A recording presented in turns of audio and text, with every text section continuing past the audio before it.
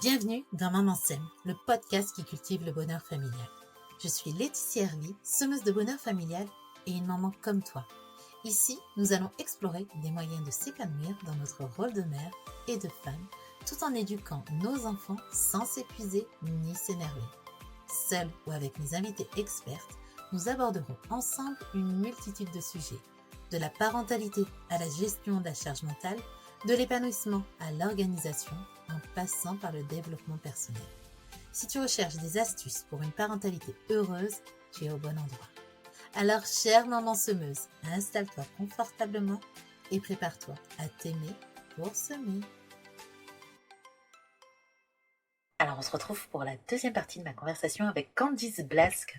Ensemble, on parle pierre, cristaux et surtout lithothérapie. Dans cette deuxième partie, elle va répondre aux questions des membres de la tribu Maman Sème.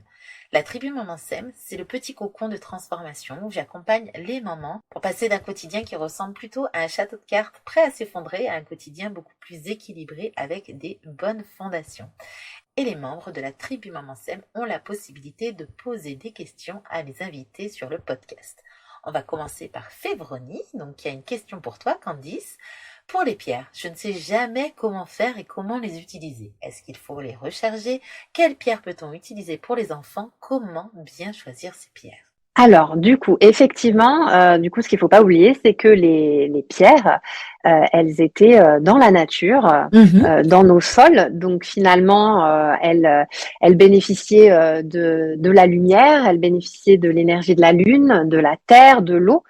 Donc, les éléments, du coup, qui sont très importants et qu'on retrouve dans la nature. Et forcément, du coup, quand on a après sa pierre chez soi, elle va avoir besoin, tôt ou tard, de se reconnecter à ces éléments qui sont importants pour elle.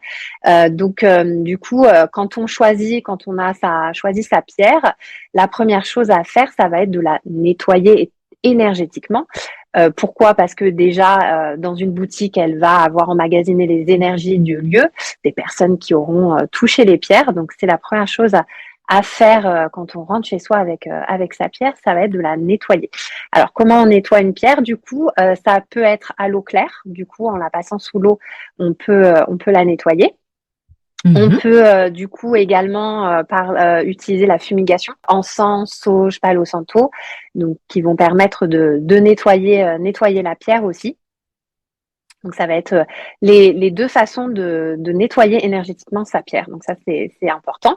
Ensuite, dans ces petits rituels de nettoyage, ça peut être à ce moment-là qu'on va y poser son intention. Qu'est-ce que cette pierre va nous apporter, qu'est-ce qu'on souhaite qu'elle nous apporte. Donc, on peut lui parler un peu, c'est ça? Exactement. Ouais. Ok. Donc, ça va être là où on se connecte finalement à cette pierre pour... Ça va être un peu comme notre meilleur ami ou notre allié, un peu notre béquille et un peu celle qui va nous donner du courage, de la force, c'est ça? Donc, exactement. C'est important de lui parler et de lui dire, voilà, j'ai besoin de toi et voilà ce que j'attends de toi, ce que tu peux m'apporter. C'est un peu ça qu'on peut lui dire. Oui, complètement. Ouais. C'est vraiment poser son intention. Donc, les pierres, les bracelets aussi qu'on va avoir du coup. Une fois qu'ils sont nettoyés, effectivement. Et la deuxième chose, ça va être du coup de les recharger, puisque les pierres, si surtout elles ont été longtemps dans une boutique, elles n'ont pas forcément bénéficié du soleil ou de l'énergie de la pleine lune. Et donc, alors ça va être selon les pierres. Il y a des pierres, qui vont avoir besoin de l'énergie du soleil. Donc, quand on a un doute, on peut se référer à la couleur de la pierre. Okay. Donc, toutes les pierres qui sont jaunes, orange, rouge, marron et les noires, et après tout ce qui va être foncé. Celles-ci vont avoir besoin de l'énergie du soleil. Donc, à déposer au soleil quelques heures de temps en temps pour qu'elle se recharge en énergie solaire. Et les pierres plutôt claires, donc les pierres transparentes, les pierres blanches, violettes et les bleues vont elles avoir besoin de l'énergie de la pleine lune. C'est justement un moment où on peut se retrouver et faire son rituel de pleine lune où justement on va nettoyer sa pierre et recharger sa pierre toute la nuit. On peut peser sa pierre à la lueur de la pleine lune. Et si on laisse plus Du coup, si on laisse la pierre recharger à l'énergie de la pleine lune, donc il faut la mettre dehors, c'est ça? Mhm. Oui. Et si on laisse au petit matin et qu'elle a pris l'énergie du soleil, est-ce que c'est... Justement, c'est ce que j'allais Ah, dire, c'est qu'il y a des pierres du coup qu'on recharge à la lune et qui ne doivent pas être exposées en plein soleil, notamment le quartz rose. C'est pas toutes, mais effectivement, par exemple, le quartz rose.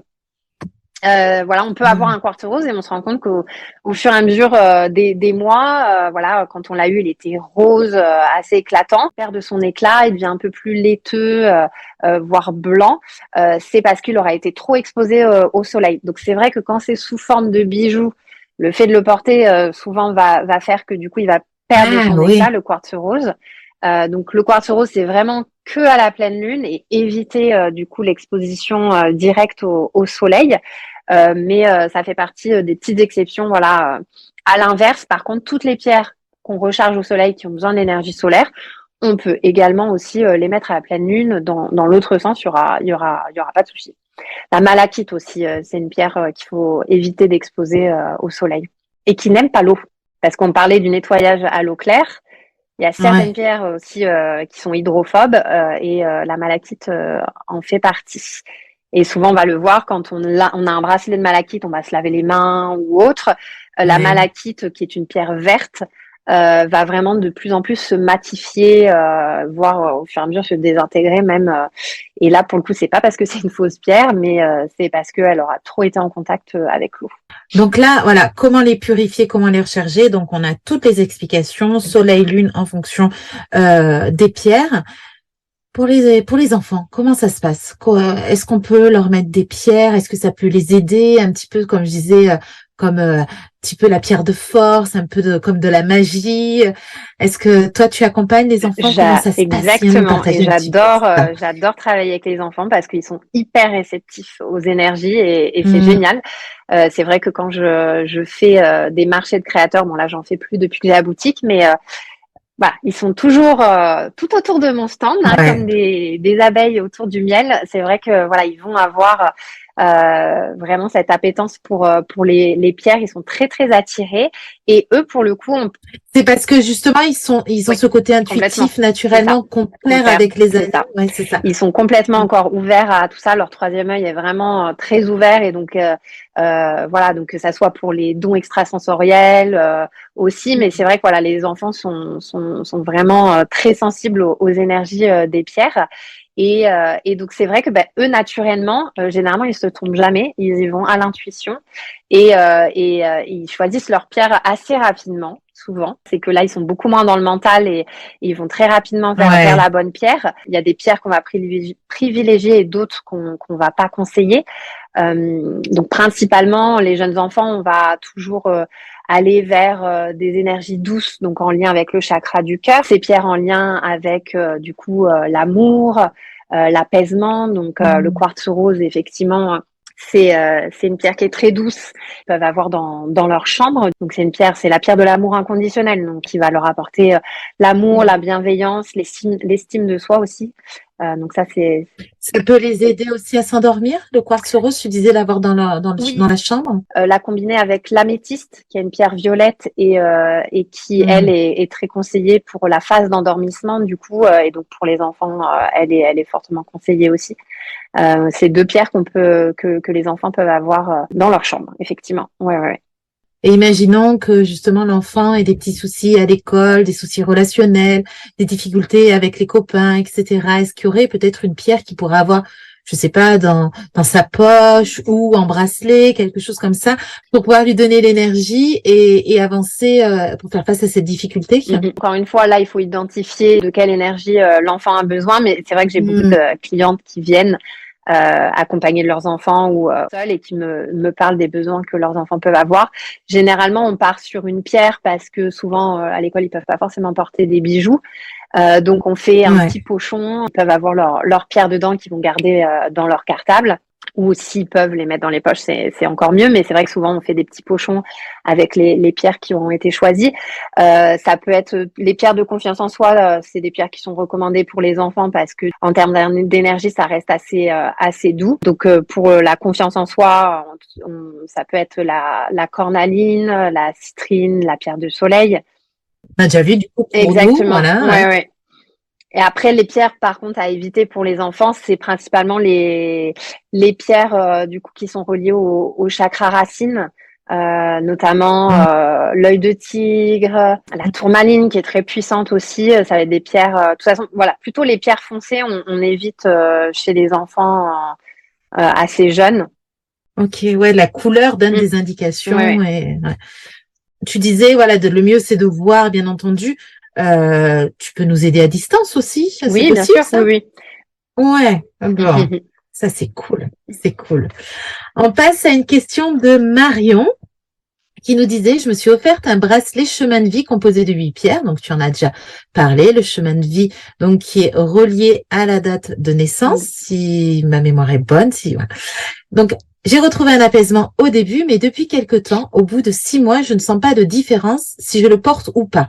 À quoi cela peut être dû? Comment choisir nos bracelets de pierre le matin, même si c'est pas en raccord avec la tenue du jour? Oui, parce que des fois, on aime bien aussi, justement, être un peu stylé. Donc oui, si effectivement, des fois, c'est pas toujours raccord avec ce qu'on porte. Donc peut-être on va commencer par répondre à la première question par rapport au bracelet de vie. Donc au bout de 6 mois, elle ne ressent plus du tout les effets. Est-ce que c'est normal, pas normal? Alors la première question, c'est est-ce que du coup, elle avait du coup rechargé son bracelet? Parce qu'effectivement, comme on le disait, voilà, les pierres, une fois qu'elles auront du coup fait part de leurs énergies, il y a au bout d'un moment, elles n'en auront plus. Donc du coup, ça reste de jolies Mhm. pierres, de jolis bracelets, mais du coup qui n'auront plus du tout d'énergie. Ça peut être déjà une première chose. Est-ce que du coup, parce que c'est vrai qu'en bijoux, on va avoir moins ce réflexe de rituel, de nettoyer, et de recharger Mhm, mhm. ces bracelets, ces bijoux de façon générale. Il faut le faire, on n'en a pas parlé, il faut le faire tous les mois. Alors, du coup, comme la pleine lune, c'est un rendez-vous une fois par mois, ça permet voilà d'avoir un peu ce rituel et de se Mm. dire on recharge à la pleine lune une fois par mois. Et pour le soleil, ça peut être un peu plus fréquemment. Moi, ce que je dis toujours, D'accord. encore une fois, c'est de s'écouter et d'essayer d'être sur ses ressentis et de se dire, bah, voilà, je sens que ma pierre a besoin d'être rechargée parce que justement, je ne ressens plus ses énergies et ses bienfaits. Souvent, ça passe par là parce qu'on n'a pas rechargé sa pierre. Après, j'aurais tendance à dire que, comme je le disais, le bracelet chemin de vie, les 8 pierres, elles sont là pour nous accompagner tout au long de notre chemin et nous aligner au mieux. Donc, on est censé en avoir besoin tout au long de notre vie, alors que par exemple, un bracelet, par exemple, que j'aurais fait sur mesure pour quelqu'un qui a besoin de lâcher prise sur le mental, qui est très stressé en ce moment, qui vit une situation de pression au travail, par exemple, je lui crée son bracelet sur mesure et puis 6 mois après, la situation s'est arrangée, ça va mieux. Du coup, elle n'aura plus forcément besoin Mm. de cette pierre-là. Donc là, c'est différent, mais sur les pierres chemin de vie, je pense que ça vient sûrement du fait qu'il faut vraiment prendre le temps de faire ces rituels et de recharger ces pierres. Et peut-être aussi, au démarrage, quand on a son bracelet chemin de vie, ça vient peut-être Mm -mm. travailler énormément. Et là, on le sent. Et après, c'est peut-être plus aussi de manière subtile et on va moins ressentir ces changements. Et puis, ça va peut-être dépendre de ce qu'on est en train de Exactement. vivre ou, donc, c'est peut-être pour ça, en fait, c'est aussi, ça, si j'ai bien compris, ça permet de remettre un Mm -mm. équilibre, de se remettre dans son alignement. Donc, il y a des moments où peut-être on va être un peu plus, sollicité à tout ça et d'autres moments de vie où bah, finalement ça va bien et oui, ça nous permet de rester en équilibre, mais on le ressent pas. Oui, oui, complètement, parce qu'effectivement, 6 mois après, peut-être que du coup, elle s'est alignée un peu plus sur son chemin, elle est complètement en phase avec ses aspirations, elle a fait peut-être quelques mois avant un choix de vie qui a fait que du coup, elle s'est un peu plus alignée sur son chemin. Et effectivement, ben, si en tout cas, elle en ressent pas le besoin, euh, il est de côté. Et puis après, Ouais, on y revient et on ressentira à nouveau le besoin de le mettre et il faut s'écouter. Ça, c'est important. c'est ça, on peut mettre de côté. Ok. Ouais. Et donc elle nous disait justement, bah, par rapport au bracelet, comment on fait, voilà, quand c'est pas, les couleurs sont pas tout à fait raccord avec ce qu'on a envie de mettre. Et oui, et c'est ce qu'on disait tout à l'heure quand on choisit une pierre où on va être influencé par la couleur, Mm, l'esthétisme, la forme de cette pierre-là plutôt qu'une autre. Faut s'en détacher parce que effectivement, alors soit si vraiment on le voit juste comme un simple bijou, un accessoire de mm, mode, et il y a aussi beaucoup de personnes qui portent des bracelets finalement sans s'être vraiment intéressés aux bienfaits de chacun et qui sont allés spontanément vers telle ou telle couleur. Et notamment, on parlait des hommes qui ont souvent l'œil de tigre. Et très souvent, ce n'est pas forcément la pierre dont ils ont besoin. On se lève le matin, on a sa tenue en tête, la couleur va pas aller forcément avec. Mais encore une fois, c'est là où on écoute. Il faut vraiment se détacher du mental et être plus sur son intuition. Avec les énergies du matin et d'aller vers la pierre, le bracelet dont on a vraiment besoin. Il faut se détacher du mental, là, c'est sûr. Et pourtant, voilà, j'aime moi aussi coordonner mes tenues, etc. Et c'est vrai que une même pierre qui a des bienfaits similaires, des fois peut avoir une couleur un peu différente. Donc, on peut jouer un peu sur ça, ce qui est mon cas des fois, je l'avoue.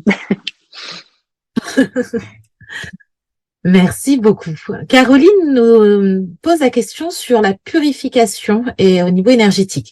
Comment purifier un lieu et à quelle fréquence? Donc, on en a un petit peu parlé, mais justement, on peut aller un petit peu plus loin sur cette thématique. Pareil pour les objets. Et pour nous, par quel moyen se recharger en énergie et la faire remonter quand on sent qu'elle diminue? Donc, on a vu, je vais essayer de résumer comme ça pour voir moi ce que j'ai mémorisé. Donc, on ressent en fait qu'on a une baisse d'énergie quand on est fatigué, quand on sent que rien ne va plus et également quand on sent de la colère et de la frustration. Donc, ce que tu nous as déjà conseillé, c'est donc de purifier son lieu chez soi avec le Palo Santo, avec la sauge, avec de l'encens, le bol chantant, donc le bol tibétain et également le gros sel. Voilà. Comment, est-ce que tu as d'autres choses? À quelle fréquence on peut le faire? Et puis, également pour les objets, parce que c'est vrai qu'on est à l'époque un petit peu de Vinted, de la seconde main. Donc, je pense que ça, c'est vraiment quelque chose d'important. Donc, j'imagine que là, tu as des choses à nous apprendre et à apporter un petit peu plus pour avoir plus d'informations là-dessus. Donc, effectivement, tu as bien retenu tout ce que je t'ai dit. Donc, on est complètement dans ces rituels-là qui sont importants à faire. Ce qui peut être bien, justement, c'est de se référer à la pleine lune. Ça nous met un peu ce rendez-vous chaque mois. Du coup, on va penser à nettoyer ses pierres, mais aussi sa maison. Ça peut être aussi simplement aérer, faire un ménage, un tri. Oui. Ça fonctionne aussi. Oui. De toute façon, voilà, il y a encore une fois, c'est le moment où on ressent le besoin de le faire, on va le faire, ce nettoyage. Mais effectivement, après, ça peut être en rituel et en rendez-vous au moment de la pleine lune ou de la nouvelle lune aussi, parce que la nouvelle lune, elle est aussi importante pour mettre ses intentions de renouveau. Donc, on nettoie aussi à ce moment-là. On n'a pas la partie pour recharger les pierres, puisque du coup, là, la lune n'est pas là. Mais voilà. Et tu parlais aussi de quelque chose qui est important avec Vinted, les brocantes, on chine, on ramène des objets chez nous. Mais ces objets, ils ont une histoire. Ils ont eu des anciens propriétaires avec leurs énergies. Et donc, c'est vrai qu'on va avoir le réflexe de je lave la robe que j'ai achetée à la machine, mais effectivement aussi il y a un nettoyage énergétique à faire. Alors il y a des objets qui vont emmagasiner les énergies plus que d'autres. Si on parle un peu de brocante antiquaire, les miroirs, c'est vrai que s'il y a vraiment des objets à nettoyer, ça va être les miroirs. Ça c'est vraiment vraiment important. Moi c'est vrai que je vais plutôt préconiser le Palo Santo pour le nettoyage qui est quand même plus doux. Tu parlais aussi de la sauge et c'est vrai que là je mets quand même un haut là parce qu'il y a cet engouement pour la sauge pour nettoyer et la sauge c'est quand même très puissant. Faut vraiment être dans une bonne intention quand on le fait déjà parce que souvent ça va être l'inverse. On a passé une mauvaise journée, un de nos collègues s'est déversé sur nous, a déversé son énergie, donc du coup on va avoir ce réflexe de nettoyer à la sauge. Mais du coup, on n'est pas forcément dans la bonne énergie pour le faire déjà. Et la sauge blanche, elle est très puissante. Ça diminue le voile avec du coup l'au-delà. Là, on parle un peu plus de tout ce qui est lié à la spiritualité, mais c'est vrai que c'est un peu devenu, ça s'est démocratisé. La sauge, mais c'est quand même très puissant, donc il faut faire attention. Moi, je me déplace à domicile pour des nettoyages énergétiques avec des protocoles bien spécifiques et du coup, je maîtrise les énergies. Donc, quand on vient d'emménager, par exemple, ou quand il s'est passé quelque chose d'impactant dans une maison, mais quand on le fait soi-même, faire attention avec la sauge, plutôt privilégier le Palo Santo qui est un peu plus doux. Ouais. Et on parlait du Sogomien, mais c'est valable aussi pour les objets neufs ou un peu moins? Oui, on peut partir du principe que l'objet vient d'une boutique, que pareil, il a emmagasiné l'énergie du lieu, des personnes qui l'auront touché, donc on peut complètement le faire aussi, mais faut pas que ça devienne quelque chose d'un peu contre le fric et que voilà, on nettoie tout, etc. Et c'est pour ça que là, encore une fois, le ressenti revient très vite. Et quand on a acheté quelque chose, si on ressent que les jours d'après, énergétiquement, il y a quelque chose qui se passe, là, on peut se dire, bah tiens, peut-être que je devrais nettoyer.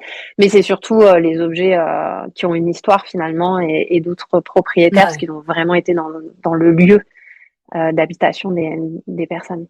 Et donc, on parlait donc là des lieux, des objets. Pour nous, en tant que personne, par quel moyen faire remonter l'énergie? Donc voilà, peut-être se faire un petit, donc voir au niveau des pierres, peut-être avec une personne qui va faire un soin énergétique. Est-ce que tu as peut-être d'autres solutions qui vont être peut-être plus dans l'autonomie? Par exemple, je pense peut-être se ressourcer, on en parlait tout à l'heure, l'ancrage à la nature. La connexion à la nature. Peut-être ça. Oui, c'est ce que j'allais te dire. La connexion à la nature, voilà, c'est quelque chose qui est facile à faire, qui est à la portée de tous.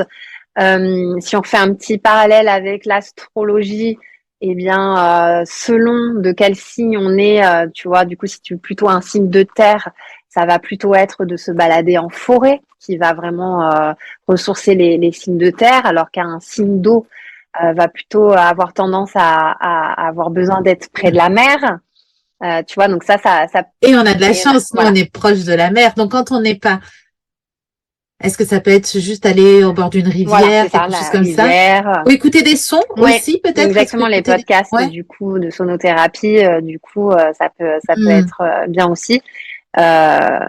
Mais voilà, selon notre élément, effectivement aussi, on va avoir besoin plutôt de l'eau, plutôt de la terre, de la roche, d'aller à la montagne. Mais c'est vrai que la connexion à la nature, tout de suite, et on le ressent, on va faire remonter notre taux vibratoire, rigoler, passer un bon moment vraiment de déconnexion avec ses amis ou sa famille. Mais ça, c'est pareil, ça fait remonter le taux vibratoire. Manger des choses qui nous font plaisir aussi. Et les animaux. Les animaux, vraiment, ça fait remonter le taux d'endorphine. Et faire des câlins entre humains aussi, mais faire des câlins aux animaux, c'est quand même quelque chose qui vibre fort en nous et qui fait remonter notre taux vibratoire assez rapidement. J'ai entendu dire justement que les chats, ils sentaient quand les personnes avaient besoin et ils se dirigeaient vers ces personnes-là pour venir faire des câlins et pour les aider à remonter le taux vibratoire. Est-ce que c'est une légende ou est-ce que c'est vrai? Alors, les chats vont ressentir les énergies négatives. D'accord. Donc, les chats dans une maison sont toujours là où il y a des puits énergétiques négatifs et en fait, ils se mettent dessus pour les apaiser. Okay. Donc là où ils se posent, c'est là où du coup il y a un peu d'énergie négative. Donc, s'ils ressentent que la personne n'est pas bien ou que son taux vibratoire est faible, effectivement, du coup, ils vont avoir tendance à aller vers cette personne.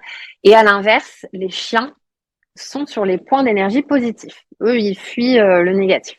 D'accord. Donc ça peut être des repères pour savoir si à quel endroit on a des fuites énergétiques ou des Exactement. Ok. Ouais, ça me fait penser, j'avais un chat, justement, il se mettait tout le temps sur le radiateur. Et pour nous, c'était, il se réchauffe, en fait, tu vois. Et donc, ouais, non, c'était peut-être un endroit au niveau énergétique qui était pas très bon, ouais. Ok. Bon, là, on a déjà pas mal de choses. Et en plus, je trouve que c'est intéressant parce que ce que tu nous partages, voilà, se reconnecter à la nature, se balader, écouter des sons, rigoler, manger des choses qui font plaisir, se reconnecter aux animaux, faire des câlins, en fait, c'est facile parce que des fois quand on est justement fatigué, on n'a pas envie, on n'a pas cette énergie de faire des choses et des choses qui vont nous demander encore plus d'énergie. Là, ça demande pas beaucoup, quoi. On invite des potes, on rigole un bon coup et voilà, ça nous fait du bien. Donc ça permet justement de nous recharger très rapidement sans nous demander trop d'énergie. Donc facile à mettre en place et ça, moi j'aime bien quand c'est facile à mettre en place parce qu'en tant que maman, on n'a pas toujours le temps et la capacité. Donc ça, c'est top. Merci beaucoup. On a une question de Caroline. On revient sur le chemin de vie. Donc, quelle pierre pour nous aider à trouver notre chemin de vie et à le matérialiser? On en a déjà un petit peu parlé. Est-ce que tu as des choses à ajouter pour Caroline? Alors effectivement, donc c'est lié à la numérologie. Donc en fait, chaque lithothérapeute va travailler son propre tableau qui avec les pierres avec lesquelles il travaille. Donc du coup, si vous le faites sur internet ou si après vous allez en boutique et vous dites tiens, il y a des pierres qui sont ressorties mais pas toutes. C'est parce qu'effectivement, on va avoir chacun son tableau du coup de pierres avec lesquelles on travaille. Parce que c'est des Et écoles donc, différentes? Comment ça se fait qu'il y a des tableaux non, là, c'est plus parce que des pierres, il y en a Il y énormément. en a combien Moi, je d'ailleurs? travaille. Il y en a des centaines, hein. Centaines, Il y en a ouais. des centaines. Il y en a qui sont plus rares que d'autres, donc forcément, Ouais. on va les trouver moins facilement. Mais c'est vrai que moi, je travaille du coup avec presque 30 pierres en ce moment. Et on a aussi nos propres affinités avec les Hmm. pierres et qui est important aussi pour après pouvoir les transmettre au mieux. Et donc forcément, il y a des pierres qui vont avoir des énergies similaires. Donc du coup, d'un lithothérapeute à un autre, on va plutôt avoir cette appétence pour cette pierre qui travaille sur la communication plutôt qu'une autre.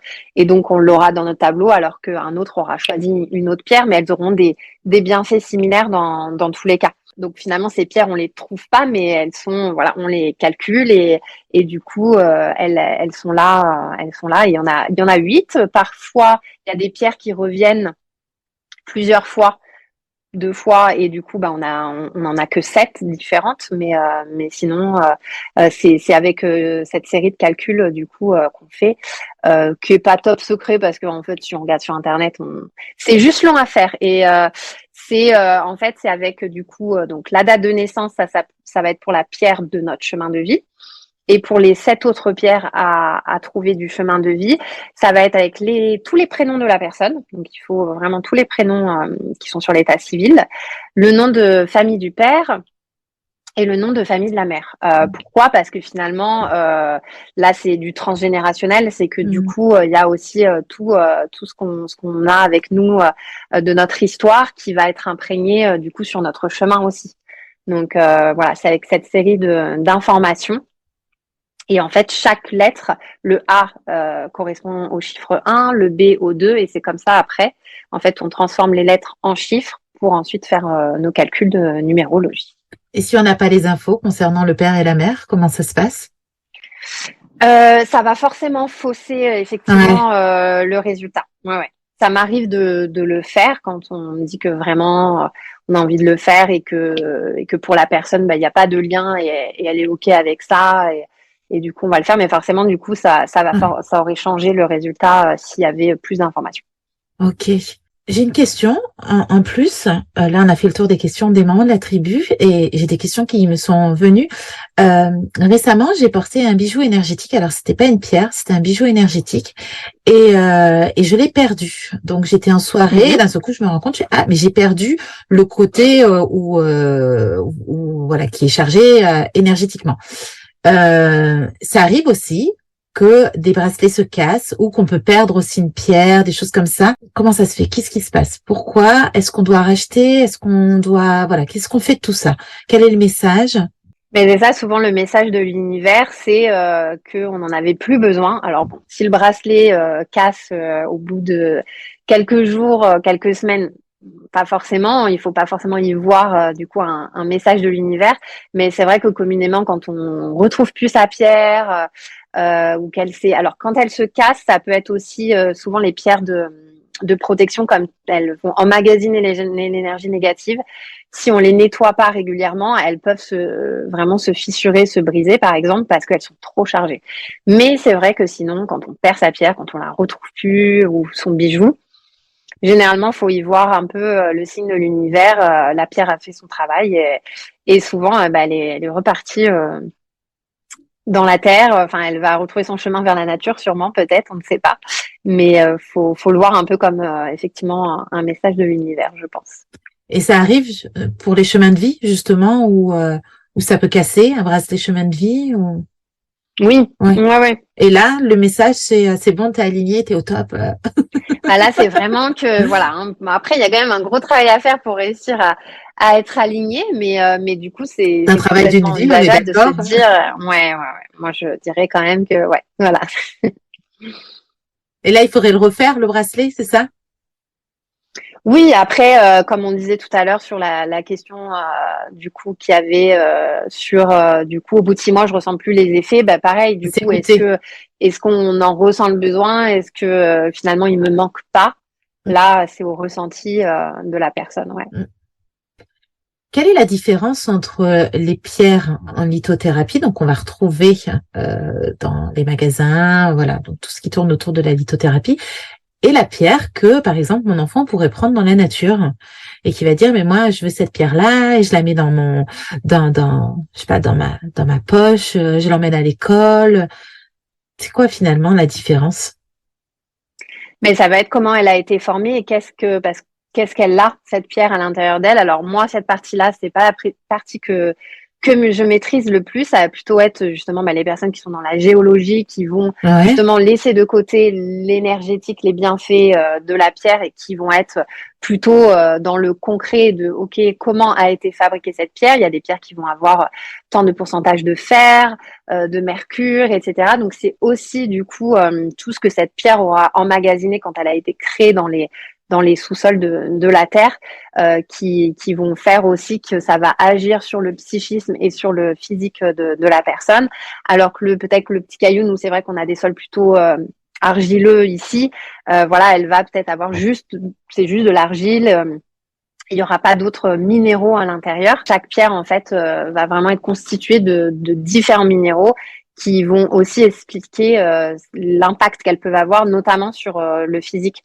Je vais donner un exemple, mais par exemple pour l'arthrose, les douleurs liées à l'arthrose, on va conseiller l'apatite bleue. mhm, L'apatite bleue, c'est une pierre. Alors c'est assez incroyable. C'est le seul minéral qu'on a naturellement dans notre corps, ok, dans notre cerveau. Dans notre cerveau, on a des petits cristaux d'apatite. Donc, c'est super. assez magique, Ouais, mais et donc en fait ces petits cristaux, ils sont là du coup pour régulariser en fait l'eau qui circule dans notre corps notamment et qui va être en lien avec l'émotionnel. Donc quand on dit voilà, on a besoin de lâcher, de pleurer, de pas retenir ses larmes, c'est important de laisser les larmes s'écouler, de pleurer, c'est important. C'est parce que effectivement ça va vraiment avoir tout un tas de bénéfices pour notre organisme, en fait, de faire circuler du coup l'eau et l'apatite, les petits cristaux d'apatite qui sont présents dans notre cerveau, ils participent vraiment. d'accord. Et tu parlais du physique, peut-être aussi, il peut y avoir une pierre qui peut aider. On parle beaucoup sur le syndrome prémenstruel, peut-être. Je sais pas, est-ce que tu avais. Oui, exactement. Là, par exemple, ça va être donc les pierres qui vont être en lien avec le chakra sacré. Ouais. Une pierre dont on a déjà parlé, qui est la cornaline. Du coup, la cornaline, du coup, qui va du coup redynamiser l'énergie vitale de notre corps et donc forcément tout ce qui va être bloqué au niveau de l'utérus. Donc c'est une pierre qui va favoriser du coup tout ce qui va être en lien avec les syndromes prémenstruels. Pour tout ce qui va être en lien avec les hormones, on va préconiser par exemple la pierre de lune. Hmm. La pierre de lune qui est la pierre de la féminité, donc qui va beaucoup travailler du coup sur les hormones féminins notamment, qui permet de régulariser les hormones. Et donc c'est des pierres souvent qu'on va combiner et qui sont assez complémentaires pour quand on va par exemple faire un bracelet de fertilité du coup. Pierre de lune, cornaline, et souvent on va y mettre aussi le quartz rose. Et là, après, voilà, attention, disclaimer, mais on fait attention parce que c'est pas un bracelet magique. Ouais. Et voilà, parce que c'est vrai que j'ai beaucoup de clientes qui viennent à moi et qui voilà sont en parcours PMA par exemple et voilà qui essayent de trouver toutes les solutions qui peuvent les aider. Là, faut faire attention, c'est pas magique. Il y a plein de choses qui rentrent en compte dans ce parcours-là. Mais du coup, ça va être aussi l'intention qu'on va y mettre. Et de toute façon, ça ne fera pas de mal d'avoir ce bracelet qui va nous donner aussi du courage, travailler sur le mental, parce qu'on sait que ça peut beaucoup aider aussi à partir du moment où on arrive à lâcher prise. Donc, si on le voit dans ce sens-là et se dire, voilà, j'y mets une belle intention, ces pierres vont me porter, vont m'accompagner dans mon process, ça c'est OK. Par contre, voilà, Si on y met tout dessus, non, ça ne fonctionnera pas. Ça a ses limites, ça c'est évident. Mmh. Mais tu l'as dit dans la première partie, les pierres sont pas magiques, elles portent, elles aident. Donc c'est important aussi de se faire accompagner. On parlait de là de parcours de PMA, ne peut-être pas attendre. Ben c'est bon, j'ai pris le bracelet de fertilité, ça va arriver. Non, il y a tout un parcours derrière. Il y a peut-être des choses à travailler, etc. Pareil pour quelqu'un qui va peut-être manquer de confiance ou qui a du mal après une rupture amoureuse. Il y a peut-être un travail et c'est peut-être ça aussi, c'est que c'est difficile parce qu'il y a peut-être quelque chose à travailler. Mais la pierre va être là justement pour j'aime cette symbolique peut-être de la béquille pour aider à avancer ou la main qui va soutenir ou le phare qui va guider, des choses comme ça pour avancer dans un parcours. Mais tout miser sur la pierre, on est d'accord que c'est pas, voilà, c'est bien, mais enfin voilà, c'est important qu'elle soit là pour soutenir, mais tout miser sur la pierre, il va manquer quelque chose. Exactement. Voilà. Mais c'est bien de le rappeler. Ah, mais carrément. Parce que c'est vrai qu'on peut dire les pierres, l'holistique, etc. Donc on peut attendre beaucoup de magie là-dedans. Et non, il y a quand même, voilà, ce côté aussi. On est actrice de tout ça, de notre changement, et on a un travail à faire aussi. Donc ça, c'est important de le rappeler. Merci, Candice. On va se retrouver pour l'instant Sème dans un prochain épisode où tu vas nous partager tes astuces pour être une femme épanouie, une entrepreneuse qui déchire. En attendant, où est-ce qu'on peut te suivre, peut-être sur les réseaux sociaux? Comment on fait pour être accompagné par toi? Est-ce que tu peux nous en dire plus? Oui, bien sûr. Alors, comme tu l'as dit, j'ai The Soul Place où je reçois du coup pour les accompagnements holistiques, où j'organise également des soirées rituels de lune et également des voyages sonores avec Bol de Cristal. Donc, tout se passe chez The Soul Place, place du Ventoux à Venelle, avec du coup la partie boutique où on peut venir choisir ses bijoux et ses pierres. Sur Instagram, du coup, c'est Mantra and the Moon, où je suis assez présente parce que j'aime partager. Je donne des petites astuces dans le quotidien de développement personnel. Je fais aussi souvent des tirages d'oracle un peu pour guider sa semaine. On fait des petits points astro aussi en lien avec la lune. Donc voilà. Et puis pour prendre rendez-vous, du coup, le lien est dans la bio de mon Instagram. Et donc, on peut réserver une guidance en lithothérapie, un voyage sonore, une soirée rituelle de lune et mon site internet pour faire des commandes pour celles qui sont pas autour d'Aix-en-Provence, du coup, mantraandthemoon.fr. Et donc, les guidances aussi, tu les fais à distance? Oui, je fais aussi les guidances à distance.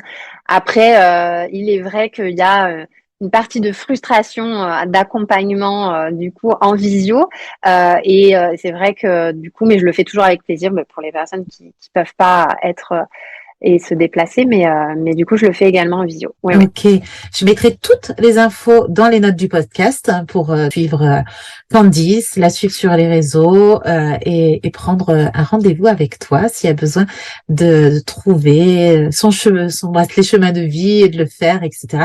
Donc je mettrai tout ça dans les notes du podcast. Je mettrai également le résumé, les notes de cet épisode. Vous retrouverez toutes les infos que Candice a pu vous partager. Donc pareil, je vous mets le lien de la page internet du blog pour retrouver tout ça. Et puis, je te remercie Candice. On se retrouve dans quelques semaines pour l'Instant Sème. Avec plaisir. Merci à toi. Infiniment, à bientôt. Merci d'avoir écouté cet épisode jusqu'à la fin. Et je t'invite à répandre ces belles graines à d'autres mamans autour de toi qui auraient besoin d'entendre ces paroles douces et bienveillantes pour s'aimer et semer. Si ce podcast t'a plu, tu peux le soutenir en t'abonnant et en laissant une note et un commentaire. Et si tu as envie d'aller plus loin, tu peux rejoindre la tribu Maman Sème, un abonnement pour passer de la maman dépassée, surmonnée, fatiguée à la maman heureuse et épanouie. Tu trouveras toutes les informations dans les notes de ce podcast. À très bientôt!